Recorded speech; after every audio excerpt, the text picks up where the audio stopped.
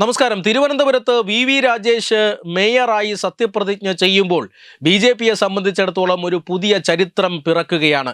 അതായത് കേരളത്തിൽ ആദ്യമായിട്ടാണ് ബി.ജെ.പിക്ക് ഒരു മേയർ ഉണ്ടാകുന്നത്.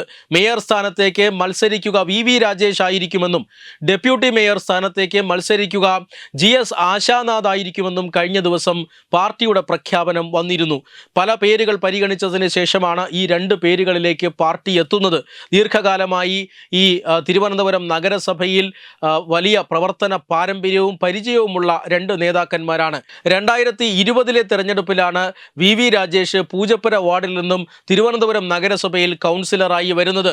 ഇപ്പോൾ രണ്ടാം തവണ കൊടുങ്ങാനൂർ വാർഡിൽ നിന്നും കൗൺസിലറായി തിരഞ്ഞെടുക്കപ്പെട്ടിട്ടുണ്ട്. GS ആശാനാഥാകട്ടെ 2015 കൈമനം ചന്ദ്രൻ എന്ന ബി.ജെ.പിയുടെ നേതാവ് പിടിച്ചെടുത്ത പാപ്പനംകോട് വാർഡ്. എന്നാൽ ആ വാർഡ് പിടിച്ചെടുത്ത് ഒരു വർഷം കഴിയുന്നതിന് മുമ്പ് തന്നെ കൈമനം ചന്ദ്രന്റെ ദേഹവിയോഗം ഉണ്ടാകുന്നു. അദ്ദേഹത്തിന്റെ ബന്ധു കൂടിയായ ഈ ആശാനാഥ് പിന്നീട് അവിടെ മത്സരിക്കുകയായിരുന്നു. ഉപതെരഞ്ഞെടുപ്പിൽ മത്സരിച്ച് വിജയിക്കുകയായിരുന്നു. അതിനുശേഷം 2020 2025 കരിമം വാർഡ് എന്ന പുതുതായി രൂപീകൃതമായ വാർഡിൽ നിന്നാണ് ആശാനാഥ് തിരഞ്ഞെടുക്കപ്പെട്ടത്. ഇങ്ങനെ 3 തവണയായി തിരഞ്ഞെടുക്കപ്പെടുന്ന ഒരു കൗൺസിലറാണ് ആശാനാഥ്. ഇങ്ങനെ രണ്ടുപേർ സത്യപ്രതിജ്ഞ ചെയ്ത് ഡെപ്യൂട്ടി മേയറുമാകുമ്പോൾ തീർച്ചയായും ബി.ജെ.പിയെ സംബന്ധിച്ചിടത്തോളം ഒരു പുതുചരിത്രമാണ്. ബി.ജെ.പിയുടെ ആദ്യ മേയറും ഡെപ്യൂട്ടി മേയറുമാണ് കേരളത്തിൽ. ഇവർ രണ്ടുപേരും തിരുവനന്തപുരം നഗരസഭയിൽ ആദ്യമായിട്ടാണ്, കേരളത്തിലെ ഏതെങ്കിലും ഒരു നഗരസഭയിൽ ആദ്യമായിട്ടാണ് ബി.ജെ.പി അധികാരത്തിൽ വരുന്നത്. 2015 35 സീറ്റുകൾ നേടി വലിയ മുന്നേറ്റം നടത്തിയിരുന്നു. 2020 അവർ ആ 35 സീറ്റുകൾ നിലനിർത്തുകയാണ് ചെയ്തത്. എന്നാൽ ഇത്തവണ അവർ 50 സീറ്റിലേക്ക് അവരുടെ അംഗബലം ഉയർത്തുകയും ഭരണം പിടിച്ചെടുക്കുകയും ചെയ്തു.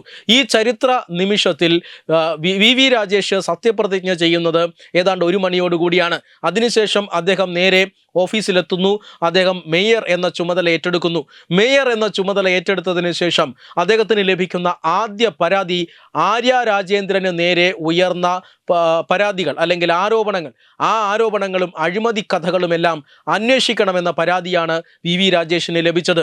അതായത് കോൺഗ്രസിൻ്റെ മുൻ കൗൺസിലർ കൂടിയായിരുന്ന ശ്രീകുമാറാണ് വി രാജേഷിന്, അതായത് ബി.ജെ.പിയുടെ ആദ്യ മേയർക്ക് ആദ്യ പരാതി നൽകിയത്. അത് മുൻ മേയർക്കെതിരെയാണ്. മുൻ മേയർക്കെതിരെ ധാരാളം ആരോപണങ്ങൾ ഇതിനോടകം തന്നെ ഉയർന്നു വന്നിട്ടുണ്ട്. SC/ST ഫണ്ട് തട്ടിപ്പ്, അതോടൊപ്പം തന്നെ മുനിസിപ്പൽ കോർപ്പറേഷനിൽ നടത്തിയിട്ടുള്ള താൽക്കാലിക പിൻവാതിൽ നിയമനങ്ങൾ, അതിലുള്ള അഴിമതി, കെട്ടിട നികുതി തട്ടിപ്പ്, വാഹന ഇൻഷുറൻസിൽ നടത്തിയിട്ടുള്ള അഴിമതി, വാഹന മെയിൻ്റനൻസിൽ നടത്തിയിട്ടുള്ള അഴിമതി, ഇങ്ങനെ നിരവധി അഴിമതി ആരോപണങ്ങൾ പ്രതിപക്ഷം തന്നെ ഉയർത്തിക്കൊണ്ടുവന്നിട്ടുണ്ട്.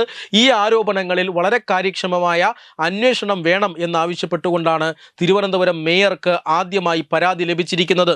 എന്ന് പറഞ്ഞാൽ ആര്യ രാജേന്ദ്രനെ വെറുതെ വിടാൻ ഉദ്ദേശിച്ചിട്ടില്ല എന്ന് തന്നെയാണ്. ആര്യക്കെതിരെ ഉയർന്നു വന്നിട്ടുള്ള ഓരോ ആരോപണങ്ങളിലും കഴമ്പുണ്ട് എങ്കിൽ എണ്ണി കണക്ക് പറയിക്കാൻ തന്നെയാണ് ബി.ജെ.പിയുടെ നീക്കം എന്നാണ് ഈ ആദ്യ പരാതിയിൽ നിന്ന് തന്നെ വ്യക്തമാകുന്നതും. വെബ് ഡെസ്ക് തത്വമൈ ന്യൂസ്.